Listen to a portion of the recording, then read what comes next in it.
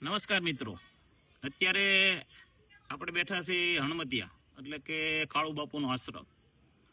ખૂબ જ સુંદર મજાની જગ્યા અને કાળુ બાપુનો ઇતિહાસ આપણે જાણ્યો તો કહેવાય કે કાળુ બાપુ સર્વપ્રથમ છે એ હતાધાર હતા અને ત્યાં પાડાની સેવા કરતા.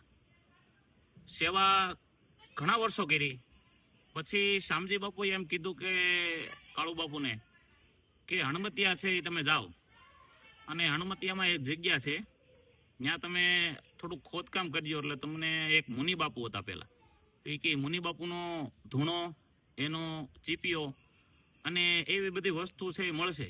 ત્યાર પછી કાળુ બાપુ છે એ હણમતિયામાં આવ્યા અને હણમતિયામાં શામજી બાપુનું મંદિર, એક નાનું એવું શિવ મંદિર સ્થાપી અને અહીંયા જ સેવાકીય પ્રવૃત્તિ છે એ ચાલુ કરી. અને આજુબાજુમાં લગભગ 30 જેટલા જે ગામડાઓ છે એ સ્વયંસેવક તરીકે કાળુ બાપુ છે એના સાનિધ્યમાં આવે છે. દરેક ગામનો છે એ એક એક દિનો વારો હોય છે. સંત શ્રી કાળુ બાપુ છે એનું વ્યક્તિત્વ એવું છે કે ઘણી બધી સેવાકીય પ્રવૃત્તિઓ છે કરે છે. જેવા કે ગૌશાળાનું કાર્ય કરવું, કોઈ બેનું દીકરીઓ હોય તો એના લગ્ન કરાવવા.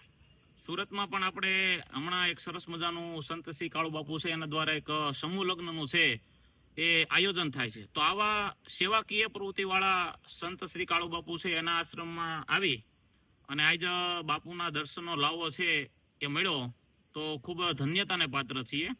જોકે મેન પરિસર છે એમાં વિડીયોગ્રાફીની મનાઈ છે, એટલે આપણે જે પાછળની જે જગ્યા છે એ પાછળની જગ્યામાં આપણે બેસી અને થોડીક આશ્રમની છે એ વાતો કરી.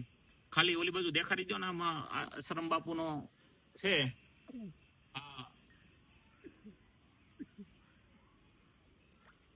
ખૂબ જ સુંદર મજાની જગ્યા, ચારેકોર આજુબાજુમાં છે એ ડુંગરાળ જમીન છે. એટલે કે કુદરતના સાનિધ્યમાં આવ્યા પછી અને બાપુનું સાનિધ્ય પણ એવું જ છે કે એકદમ નિર્મળ સ્વભાવ, કોઈ પણ પ્રકારની છે લોભ લાલચ ને કોઈ પ્રકારની નામનાની છે એ લેશ માત્ર એમને ખ્યાતિ એવી નથી કે કોઈ મારી નામના કરે. પરંતુ આજુબાજુના એવા 30 ગામડાઓ છે કે સ્વયંભૂ છે એ પોતાની રીતે છે એ સેવા કરવા આવે છે અને બાપુની પ્રકૃતિ અને બાપુનું સાનિધ્ય એવું છે કે એના સાનિધ્યમાં આવી અને આજે ખૂબ આનંદ છે કર્યો.